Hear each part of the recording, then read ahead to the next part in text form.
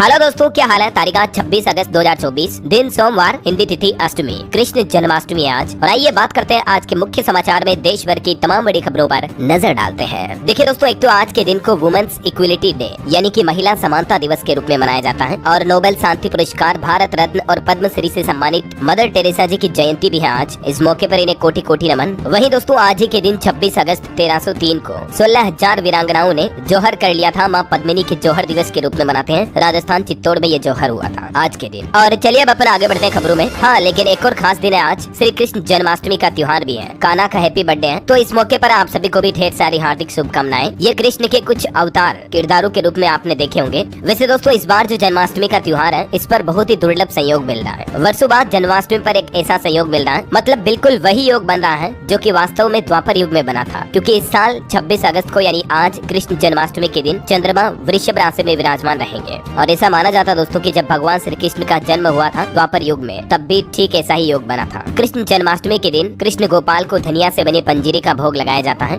और इस बार जन्माष्टमी पर रोहिणी नक्षत्र कब से शुरू होगा, क्योंकि आपको पता होगा भगवान कृष्ण का जन्म रोहिणी नक्षत्र में ही हुआ था। ऐसे में दोस्तों, आज 26 अगस्त को रोहिणी नक्षत्र की शुरुआत दोपहर बाद शाम के समय 3:54 से होगी। और इसका समापन कल 27 अगस्त को वापस शाम के समय 3:39 पर होगा। तो इस रोहिणी नक्षत्र के दौरान आज रात 12 बजे जब श्री कृष्ण का जन्म होगा, इस दरमियान पूजा अर्चना भी की जा सकती है। और बाकी वैसे आज पूरे दिन शुभ मुहूर्त ही रहेगा, तो कभी भी कान्हा की पूजा अर्चना कर सकते हैं। हिंदी तिथि के हिसाब से हर साल भाद्रपद मास के कृष्ण पक्ष की अष्टमी तिथि को जन्माष्टमी का पर्व मनाया जाता है, जो कि आज मिल रही है। लेकिन कई लोगों के मन में इस बात को लेकर भी कंफ्यूजन है कि कल 27 अगस्त को भी जन्माष्टमी रहेगी, तो आज मनाए, कल मनाए, कब मनाए। तो दोस्तों, ज्योतिषाचार्यों की माने तो जो गृहस्थ लोग बाग हैं आपके हमारे जैसे, तो अपने घरों में तो 26 अगस्त को आज रहेगा कान्हा का जन्म उत्सव, ठीक है ना। लेकिन जो वैष्णव संप्रदाय के लोग हैं, वो उदया तिथि के अनुसार कल 27 अगस्त को नटवर नागर का जन्मदिन मनाएंगे। और काशी, मथुरा, वृंदावन, यहाँ मंदिरों में भी अधिकतर जगहों पर कल 27 अगस्त को रहेगी। लेकिन देश भर में आज ही जन्माष्टमी का पर्व है। दोस्तों, श्री कृष्ण के जीवन की कहानियों से हमें सीख मिलती है कि हम भी अगर अपने जीवन में योजना बनाकर काम करेंगे, आगे बढ़ेंगे, तो सफलता जरूर मिलेगी, राइट। वैसे जन्माष्टमी से जुड़ी कुछ परंपराएं भी आपको बता दूं। श्री कृष्णा के साथ ही माता यशोदा, बलराम, राधा, गोवर्धन पर्वत और गौ माता की भी आज के दिन पूजा जरूर करें, है ना। तो अगेन आप सभी को हैप्पी कृष्ण जन्माष्टमी। और आगे बढ़ते हैं खबरों में। देखिए, पहला अपडेट तो ये है कि क्या आज बैंकों की छुट्टी रहेगी या नहीं इस जन्माष्टमी के पर्व पर।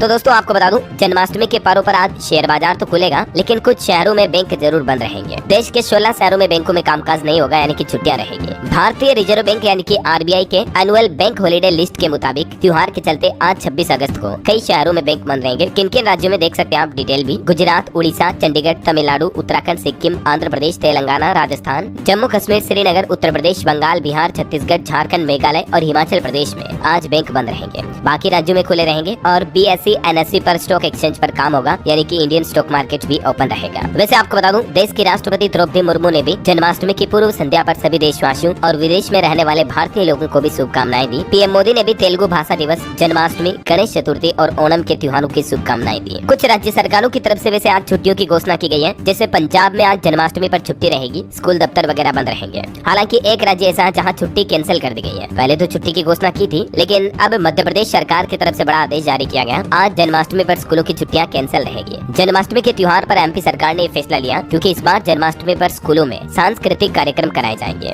और यही वजह की छुट्टी पहले घोषित थी, लेकिन उसको कैंसिल कर दिया। एमपी में आज पहली बार जन्माष्टमी पर स्कूल खुलेंगे। श्री कृष्ण की शिक्षा और मित्रता का पाठ पढ़ाना होगा। कृष्ण और सुदामा की मित्रता, जो कि इतिहास में हमेशा हमेशा के लिए एक खास उदाहरण है मित्रता का, फ्रेंडशिप का। तो ये पाठ आज बच्चों को पढ़ाए जाएंगे, है ना। ओके, और चलिए दोस्तों, अब अपन आगे बढ़ते हैं खबरों में। देखिए, देश में बढ़ रही महिलाओं के साथ रेप की घटनाओं को लेकर पहली बार प्रधानमंत्री नरेंद्र मोदी का बयान सामने आया है। पीएम मोदी कल महाराष्ट्र के जलगांव पहुंचे और यहां महिलाओं के लिए वो बोले कि महिलाओं के खिलाफ अपराध माफी योग्य नहीं है। ऐसे मामलों में जो कोई भी दोषी हो बचने नहीं चाहिए। सरकारें तो आती जाती रहती हैं, लेकिन नारी सम्मान की रक्षा हमारा दायित्व है। पीएम ने कहा कि महिलाओं के खिलाफ अपराध अक्षम्य पाप है। दोषी और उसके मददगार बचने नहीं चाहिए। वहीं दोस्तों, जन्माष्टमी के त्योहार से पहले प्रधानमंत्री नरेंद्र मोदी ने देश की 11 लाख महिलाओं, माताओं, बहनों को बड़ा तोहफा दिया है। दरअसल पीएम जब महाराष्ट्र के जलगांव पहुँचे तो यहाँ लखपति दीदी कार्यक्रम में शामिल हुए। पीएम ने लखपति के लाभार्थियों से बातचीत की और 11 लाख महिलाओं को सर्टिफिकेट भी बांटे। लखपति दीदी सम्मेलन में ये सर्टिफिकेट बांटते हुए पीएम मोदी ने एक और बड़ी घोषणा की, 2500 करोड़ रुपए के कोष का ऐलान भी किया, जिससे कि करीब 48 लाख सदस्यों वाले 4 लाख से भी ज्यादा स्वयं सहायता समूह को लाभ मिलेगा। और इस लखपति सम्मेलन में मध्य प्रदेश के गंगाबाई का भी पीएम मोदी ने सम्मान किया। एमपी गुना की लखपति दीदी ने 240 महिलाओं को रोजगार से जोड़ा। दरअसल दोस्तों ये जो लखपति योजना है ना, इसमें सरकार महिलाओं को 5 लाख रुपए तक तो मुफ्त में बिना ब्याज के लोन देती है। इसके अलावा भी महिलाओं को स्किल ट्रेनिंग प्रोग्राम करवाया जाता है, मतलब कुछ न कुछ उन्हें स्किल सिखाई जाती है, जैसे सिलाई करना या और भी घरेलू उद्योग से जुड़ी कई तरह की स्किल, जिससे कि मकसद ये है कि महिलाएं सालाना 1 लाख रुपए से ज्यादा कमा सके या ऐसा कोई उद्योग शुरू करके दूसरी महिलाओं को रोजगार दे सके, है ना। तो इसे लखपति दीदी योजना को पीएम ने कहा कि और आगे बढ़ाया जाएगा। इसमें अभी तक 1 करोड़ से ज्यादा महिलाओं को जोड़ दिया गया है और 3 करोड़ और महिलाओं को जोड़ने का प्लान रखा है केंद्र सरकार ने। वैसे इस योजना के बारे में और भी ज्यादा जानकारी अगर आप जानना चाहते हैं तो डीएलएस न्यूज चैनल पर मैंने कल शाम को एक अलग से वीडियो डाला, आप इस पर जाकर देख लीजिएगा। और वहीं देखिए महाराष्ट्र के बाद प्रधानमंत्री नरेंद्र मोदी राजस्थान पहुंचे, यहाँ जोधपुर हाईकोर्ट म्यूजियम का उद्घाटन किया और इस दौरान पीएम ने कहा कि हर किसी के लिए न्याय की गारंटी बहुत जरूरी है। पीएम बोले कि कोर्ट के सामने चक्कर शब्द मैंडेटरी हो गया था। तारीख पे तारीख कोर्ट में चक्कर लगाना आपने सुने होंगे मामले, तो इस पर प्रधानमंत्री बोले कि इसमें फंस गए तो कब निकलेंगे पता नहीं था। दशकों बाद सरकार ने न्याय से जुड़े प्रभावी कदम उठाए। वहीं आपको पता होगा दोस्तों, कल पीएम मोदी ने मन की बात कार्यक्रम का 113वां एपिसोड भी आयोजित किया और इसमें पीएम ने कहा कि परिवारवादी राजनीति नई प्रतिभाओं का दमन करती है। बिना पॉलिटिकल बैकग्राउंड के युवा नेताओं के आने से लोकतंत्र मजबूत होगा। स्वतंत्रता संग्राम की तरह विकसित भारत के लिए युवाओं को आगे आना होगा। प्रधानमंत्री ने देश के युवाओं से अपील की है कि जो राजनीतिक पृष्ठभूमि बैकग्राउंड से नहीं है वो युवा अब पॉलिटिक्स में आए और देश के लोकतंत्र को आगे बढ़ाने के लिए हिस्सा बने, ऐसा है ना। और चलिए आगे बढ़ते हैं खबरों में। देखिए दोस्तों, कोलकाता ट्रेनी डॉक्टर मामले के मुख्य आरोपी संजय रॉय का पॉलीग्राफ टेस्ट पूरा हुआ। जेल से निकली सीबीआई की टीम लगभग 3 घंटे तक पूछताछ चली